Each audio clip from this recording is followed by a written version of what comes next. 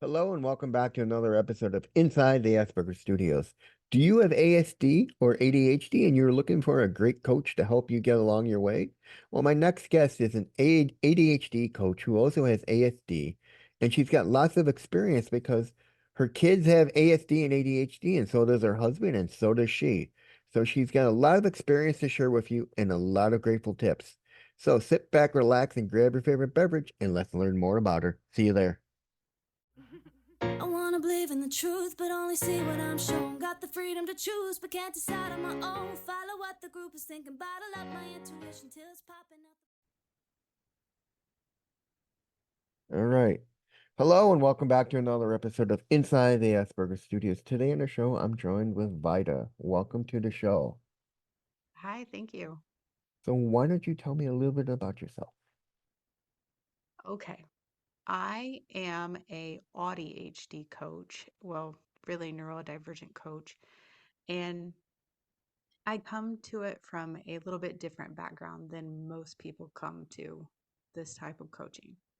I was a teacher. I was a public school teacher for 15 years, and my sister was diagnosed with ASD at 2. Um, and I saw my mom advocating for her and going through all those struggles when I was in college. And I never, I just felt like I was in a place where I could help level the playing field. I could help students like my sister. So I got my special education certification and I got my behavior modification training. And I started moving up the ladder and I became a mom. And then I got diagnosed with autism and ADHD and OCD. And it's been a really wild ride. And that's just personally, but professionally, I taught at this high school. It was a very low socioeconomic high school. And when kids graduate high school, there's really not a lot of resources for them. It's just, okay, you're 18, good luck. And so a Hmm. lot of my students that were in college and adult life, they would come back and talk to me and see me. And I basically started coaching them on executive function when no one is there to scaffold you.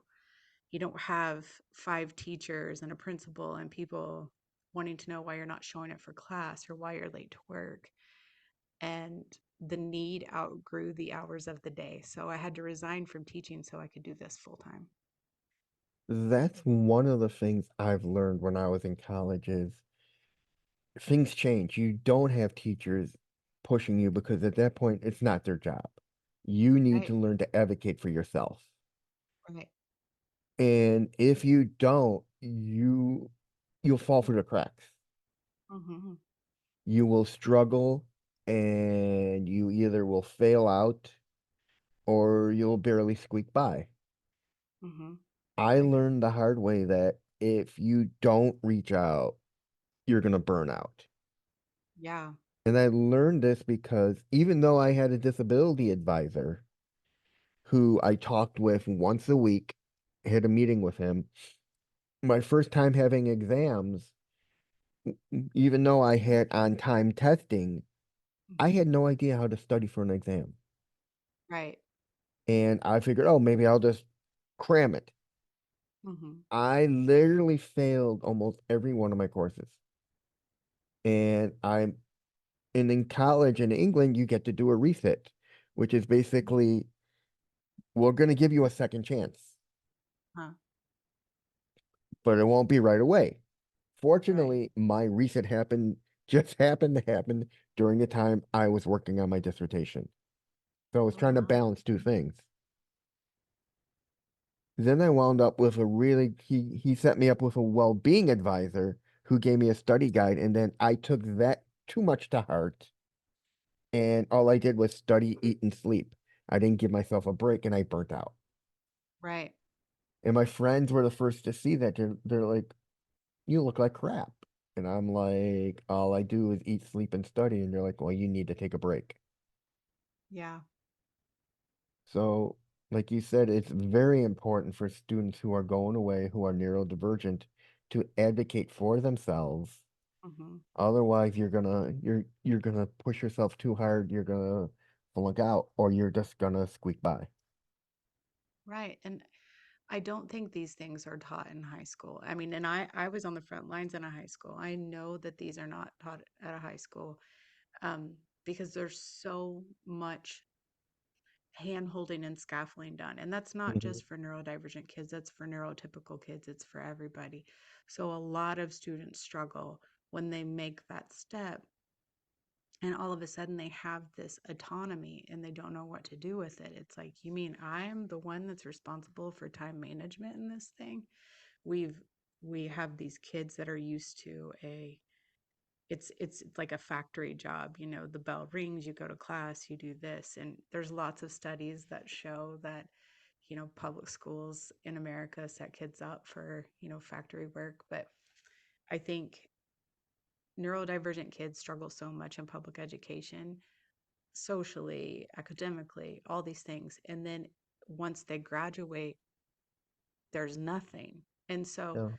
my kind of my heart goes out to these kids.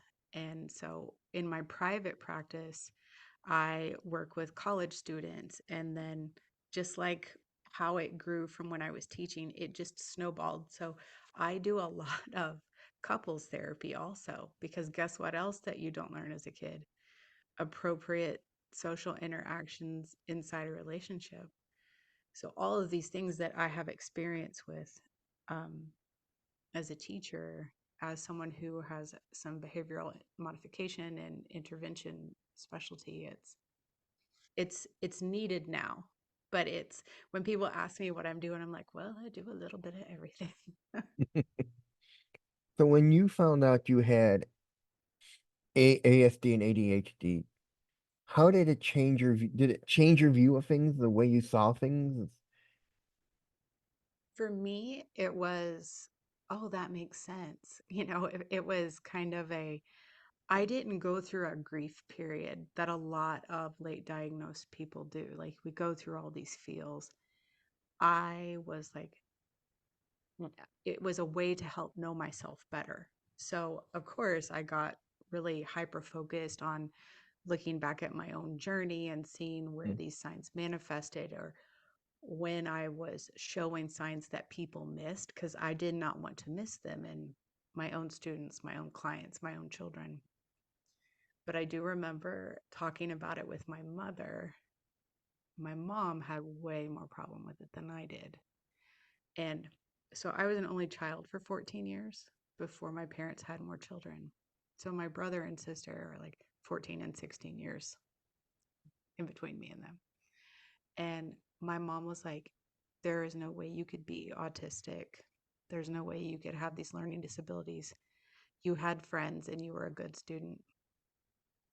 But I was a really high masking Mm-hmm. girl, and I had a lot of individualized attention from my parents for a long time. So I figured out that love and was performance based, and that's where I sought it. Like, I knew how to get positive attention because I knew how to play the game, which that's like very autistic mindset. Like, I knew how to play this game.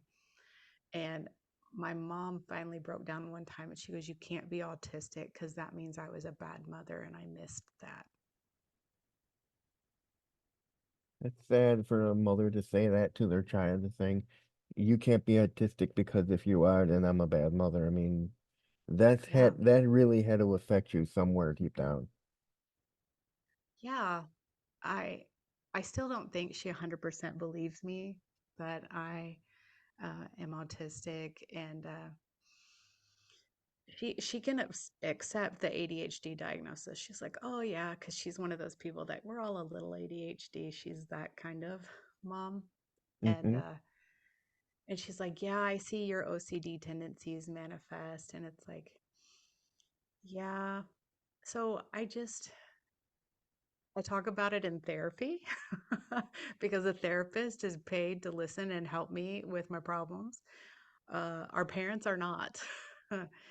And but it did. It hurt my feelings just because it really wasn't about me, was it? It was about her. Now, what are some of the struggles you see your clients deal with their ADHD? Um, there's like, you know, the big stereotypical ones like time management and stimming and food and money. Those are like the big ones, time, food and money. But I I have a specialty in time management. I have a specialty in like relationships and behavior modification and why people do the things they do. That's, you know, part of my own hyper focus is I really like to know why people do the things they do. And I think that we get caught up in the minutia of a thing instead of looking at what we're trying to accomplish.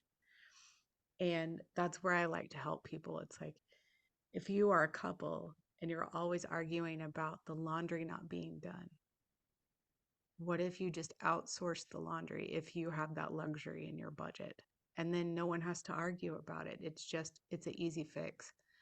But when you're a neurodivergent and you're in a situation, we're too close to it. We're too emotionally attached to it to see the fix. And that's why coaches and therapists and doctors and, you know, that's why we have outside help. But I love being a coach because I can help people really easily a lot of times. Right. How do you handle your own ADHD along with your kids? Ooh, that is a good question because everybody in my house is neurodivergent. My husband has ADHD and he's a combat veteran, so he has Oh, yeah. post-traumatic stress on top of that. And then and then I have my diagnosis, and then both of my kids are ADHD, ASD, and ADHD. And it is difficult because neurodivergent kids ask questions. There's not a lot of instant obedience to orders in my house. There's not. There's a lot of whys and a lot of I need to explain this and understand this. And so, as the ringleader of the circus here, it takes a lot of mindfulness and planning and extreme flexibility. And I tell my clients this all the time. I used to tell my students this. Not every day is a gold star day. So there are days when all you're going to do is get up and make sure everybody eats, and that's it, you know. And those days are completely valid. Those are just your low performing days, your low energy days. And then there are going to be days when you get up and you have tons of energy and the dopamine's firing off really great and you accomplish all the things. Hmm. But that day is also an outlier. So those high performing and low performing days are outliers because most people live in a very nice bell curve in the middle. Right. What are some of your struggles you deal with on a day to day? For me, I struggle with self care. For like personally, I struggle with self care. I forget to eat and I forget to drink water. If I was a plant, I'd have probably already died. um, Occasionally, I will forget to take showers. And so I have alarms. That's Hmm. how I have managed my own uh, things. I have alarms on my phone that say very specifically what to do at that time. So one goes off at noon and it tells me to eat, and one goes off 10 minutes later that says, no, really stop what you're doing and go eat. I actually have an app for you that will eliminate all your alarms, that will help you out so much. And I use it because if I don't use it, I'll forget to brush my teeth. I'll forget to take a Yes. shower. I'll forget to get dressed, and I'll be in my Yeah. PJs all day. Have you ever heard of Timo? Emo. You told me. TIIMO. TIIMO. I haven't.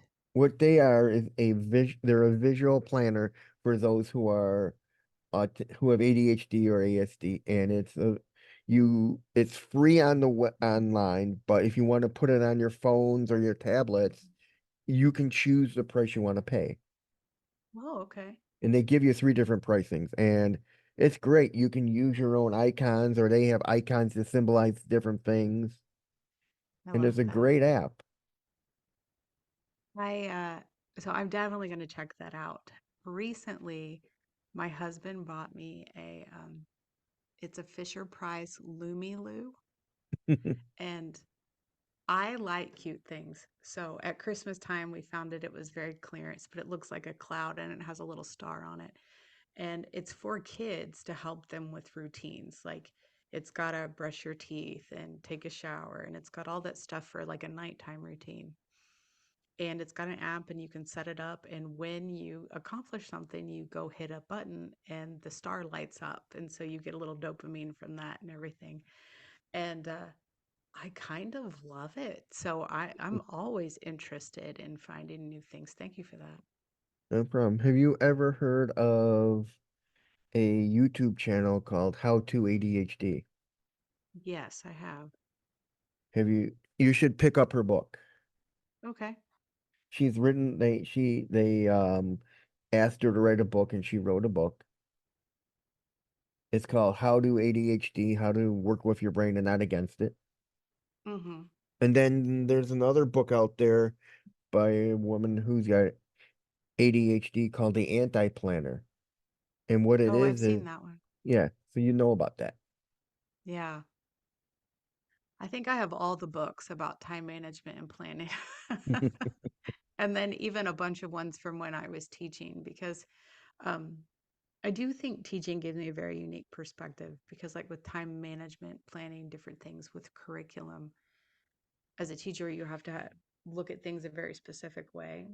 And so, teaching other people that's generally where I start with. I'm like, okay, we're going to start with a blank week and we're going to, put your non negotiables on it. I actually help them schedule their day just like if they were in school. And that's our rough draft. That's where we start. And then we dial it in for what is really what they need. I think one of the biggest problems with those of us who have ADHD is besides getting situated in college, it's the minute we get out of college, we have no set routine. Absolutely. So it's like, now what do I do with my life? I have no routine until I get a job. But the problem is, what if you don't get a job? Those Hmm. of us out there who are ADHD struggle with finding work Yeah. because companies don't want somebody who's got ADHD. They want someone who's straight autistic, who's got that kind of savant mind, who's brilliant with Yeah. programming or coding Hmm. or anything. They don't want someone who struggles with things like that. I mean, I agree. I have clients that ask about disclosure a lot, but I think that routines are easy to set up. Where we struggle with sticking to them is because when we get to a point where we know it, it stops being fun and then we Hmm. rebel against it because there's not any dopamine, there's not any chemical there. So for a lot of people, like even setting up routines for their kids, but setting up routines for them, I teach people how to do a menu. So you're if you need to work out, if that's one of the things on your calendar, we're going to have a time set aside for movement. And then together we're going to come up with a menu of options. So you have a low energy option, a mid energy option, and a high energy option. And then maybe one that's just a random one that you put in there because we are less likely to avoid a task if we get to choose the task. And so the menu helps us because the goal is that we move every day at this time. It really doesn't matter if you're hula hooping or you're walking the dog or if you're swimming or whatever. The goal is to hula hoop. Hmm. And so people will be more successful if they have options because yes, we struggle with autonomy, but we want autonomy so badly. We want to be in charge of ourselves. No, are you on any kind of medication for your ADHD? Uh, yeah, I have been on, and I use that loosely on Adderall for probably 7 years. But in the last 3 years, I rarely take it because we have a lot of shortage here in our state.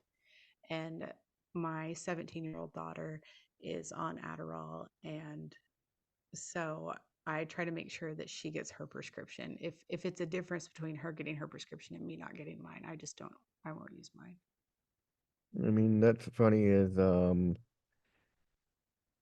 I after my trial with my ADHD, with my ASD, I wanted to have a medication because that worked with me because the Yeah. trial medicine I was on worked. I was a different person, and I talked to the psychiatrist that was running it, and we became friends, and then I became his client, and I'm like, you got to find me something, and then he put me on Adderall. Mhm.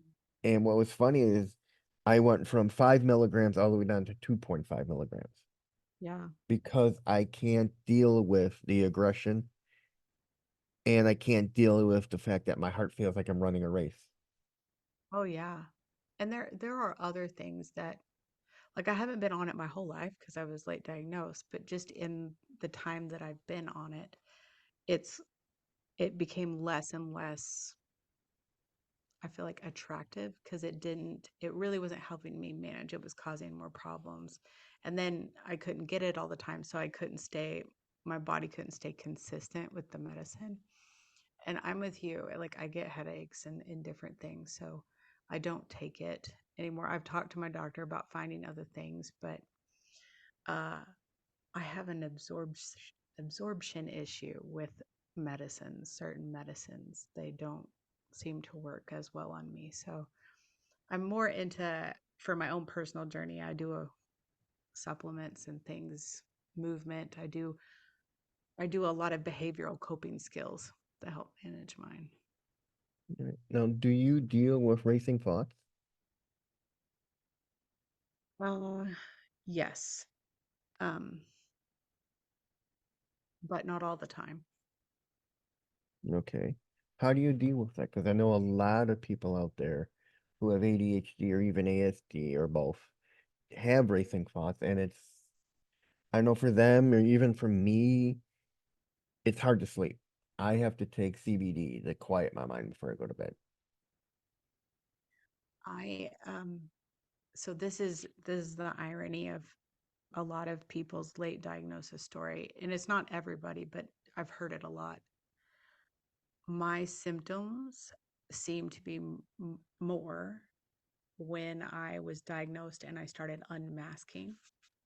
Then all of a sudden I had these problems. So I never had a trouble sleeping at night because of racing thoughts until after I was diagnosed and I unmasked.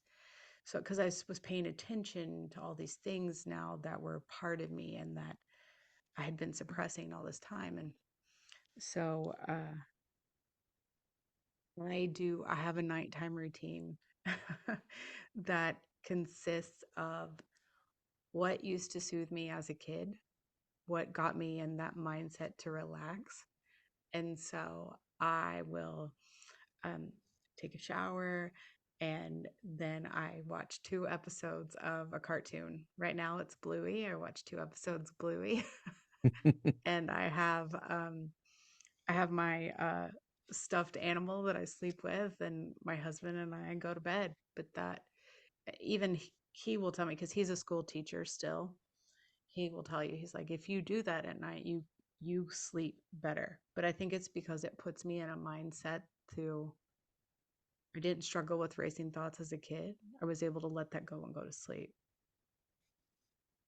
I know for me, besides the CBD, I try to limit my screen time. Yeah. If I'm still can't sleep, I will use my tablet, but I'll turn on my blue light filter. Mm-hmm. And once I start feeling sleepy to the point where I can't focus on what I'm watching, I'll just my tablet away and just close my eyes. Yeah. And then usually I know if I'm extremely tired, if I try to open my eyes and I just can't and it's a struggle, I'm like, it's not worth it. Don't fight it. Yeah. I I grew up in, I've read an article one time. It said people that around my age grew up in what they called the MASH generation. So our parents would watch TV and then everybody would fall asleep watching MASH, like all these kids. And my mom is undiagnosed ADHD and she struggles with racing thoughts and she has like as long as I can remember. And so that's how she would go to sleep. And that's part of the reason because we're I think sometimes we're very easily conditioned. That's part of the reason that the TV puts me in that space to go to sleep because that's how I fell asleep for so long. And so a lot of things that I do with people when we're doing coping skills is I do play therapy with people sometimes, or even Mm-hmm. like age regression about our mindset. So it's like, okay, when you were a kid, did you worry about this? Yes or no? Some people do, some people don't. And it's like, how did you feel in that situation? So, because a lot of autistic individuals and a lot of neurodivergent individuals, I don't feel like we're truly allowed to be kids. So, when we're unmasking, it's learning that these things are okay. Like hand flapping for some people if they get Mm-hmm. really excited, like uncontrolled joy, right? Because when we were kids, we were told to stop that. But the awesome thing about being an adult is no one can tell you that. So, we do a lot of embracing those appropriate impulses. I think one of the biggest problems with unmasking is people want a safe place to do it Absolutely. because they're so afraid of the negativity of showing who we truly are. Yes. So, It is.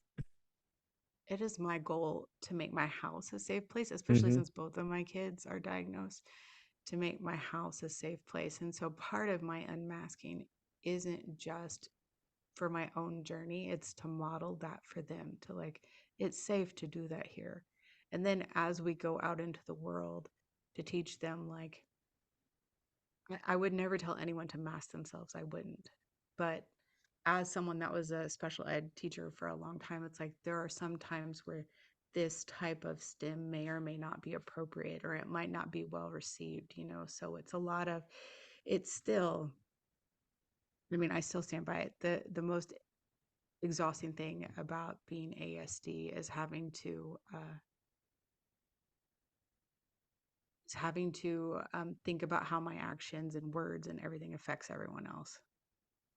all right. How do you stay focused on one task? So it depends on my brain and where it's at in the day. But there are times where I have to shut off everything except the one thing. Like when I was a kid, back before I was diagnosed, if something was really boring, I would go in my closet and I would shut the door. So there were no windows, there was no outside stimuli. I could just focus on that. And so now, obviously, that I'm diagnosed, it makes so much sense. Like, oh, I get why I was doing that. But back then, I was just being weird, you know? And so now when I'm having trouble focusing, I will start shutting down the external stimuli that is distracting me. Like, I cannot talk to people if the television is on. Like, it's like a tractor beam. It's like so I have to turn it off if people want to talk to me. Right, so when were you say your kids were diagnosed? When were they diagnosed? So, right about the time that I was diagnosed, that happens for a lot of parents. Like, my daughter was diagnosed in the fifth grade, and I noticed uh, problems like, and I had to fight with her school. Like, and at the time, I was not a special education teacher yet, but I was the inclusion teacher. So, special ed kids in the school needed to take high school English. They were in my class, and I started noticing my daughter was having all these issues. And I asked her teacher about it. I took the steps. I did all the things because I'm very good with procedures and checklists. And they wouldn't listen to me. And I very quickly became that mother. I was, oh, well, here comes Miss Carey. Like she's coming. And like, I have like documentation, I have doctor's notes, I have this, I have that. And through that process, my daughter was diagnosed with an anxiety disorder. That's Oh, what where she went first. And then her brother is 3 years younger than her. Well, almost 4 years younger than her. So as we were going through it, we ended up changing her school. And so I homeschooled her. And about 6 months after I started homeschooling her, I brought her brother home and I homeschooled him. So even though I was a public school teacher, I found a school that was like a hybrid school so I could homeschool my kids. And she stopped struggling as much in school because she was safe all day and she knew what to expect. And, you know, I wasn't forcing her to do these time tests. Uh, a lot of people struggle with that, but they gave her so much anxiety. Like she would chew on her finger. That was her stem. And she, like, for a long time, the knuckle on her right hand, like, it didn't even have wrinkles on it because she would just chew it so much.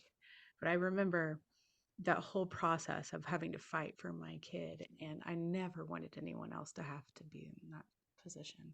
So it was kind of a snowball. My daughter got diagnosed. Then when my son started exhibiting signs, he got diagnosed. That's when I was, because I was filling out all the paperwork for him. And I was like, man, that's really sounds like me. right now, what do you think the biggest problem with those of us who are diagnosed with ADHD is? Is it our executive functioning? Is it the fact that we chase dopamine from one to the next? Is it job related? Where do you see the biggest struggle is? Well, I think that's a hard question to answer because we're all so individualized in our struggle. And especially for people with ADHD, what we struggle with today may not be the struggle next week. So it is like trying to solve a Rubik's Cube that is consistently changing the patterns. And, or maybe it's the labyrinth in the movie The Labyrinth. It's constantly changing. So I think that there are like the big three: time management, coping skills, things like that. Um, and those are great places to start when you're coaching someone, or if you're someone who's neurodivergent and you're trying to get help. It's a great place to start with the big three, but that's the rough draft. And then you have to drill down to what is specific to that person. All right. Why did you want to become an ADHD coach? I wanted to become an ADHD coach because I was helping these students and that had graduated, and there was such a huge need. Like there are things in place to help kids in college. There are, but sometimes they're hard to find, and they're more now than they used to be. But there's nobody to help an adult that doesn't take that path. Like, so if you don't go to some kind of secondary school, a trade school, a college, or whatever, you just are an adult that just goes to work. There's nothing in place to help those young adults. And then so I had these kids that were like the first person in their family to go to college, and all of their parents were blue collar workers. So as I started coaching them, I would have these parents come to me like, I didn't know that. Could you teach me how to do that? And that's why I was saying that the need was so huge. It just outgrew the hours in the day. Like I even do some contracts for our state and their Department of Rehabilitation Services because there's just not anybody in my state that does this. How do you deal with your own executive functioning? Oh, I am a big fan. If it works into the budget, I'm a big fan of outsourcing certain things. Um, I tell people all the time, Jimmy Buffett, millionaire, and does not mow his own grass. He is not washing his own laundry. And so all these people that we aspire to on pop culture and different stuff, and uh, they're not doing executive function things. Like they're wealthy and they're paying someone to do that. So the most freeing thing I ever did for myself was pay a teenager in my neighborhood to mow my grass. And I didn't mind mowing the grass. It's not that hard of a task. But with work and the kids and everything, it was just always getting kicked or down to tomorrow or the next day. And then before you know it, I would get one of those little flyers from the city that said, you need to cut your grass. It was so embarrassing. It was like the most easy thing in the world. So I just started paying, and this is at the time my kids were little, so I just started paying one of the teenagers in the neighborhood. Every 2 weeks they'd show up and mow my lawn, and it was the most freeing thing. I just didn't have to worry about it. It was on autopilot. So that's my goal in life one day, is to grow up enough that I can outsource all the things that I struggle with. And most people, I can say this, most people, it is laundry. And finally, where can people find out more about you? Oh, okay. So they can always email me at Vida at the neurodivergentteacher.com. They can find me a coach that I work with. Her and I started ADHD Upgrade Academy, and the website is theoriginaladhdcoach.com. And I'm on TikTok at the neurodivergent teacher. And that's it, ladies and gentlemen. I'm Reed Miles, and that's Vida Carey, and I'll see you on the next one. Thank you, Vida. Thank you.